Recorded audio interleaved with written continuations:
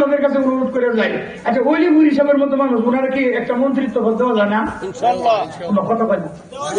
বাংলাদেশের ধর্মমন্ত্রী যদি অলিপুর হিসাবে বানায় আপনারা পছন্দ হয়? কথা বল না কেন? তাহলে আগামী দিনে আপনারা সারা বাংলাদেশ থেকে লাখ লাখ মানুষ, কোটি কোটি মানুষ লাইভে জানাইবেন অলিপুরে ধর্মমন্ত্রী চাই, পারবেন না? আপনারা তো খুঁজে গেছে গরু চুর, গাঞ্জাপুর, হিরুনপুর, মদের আড্ডা খাওয়ার ব্যবস্থা থাকে 24 ঘন্টার ভিতরে 12 ঘন্টা ব্যবস্থা থাকে মদের আড্ডা কেনা হিরুনপুর গাঁজাপুর এটির মন্ত্রী বানাই হয়েছে। একদম ঠিক লাগে, এদের মাথা ঠিক নাই।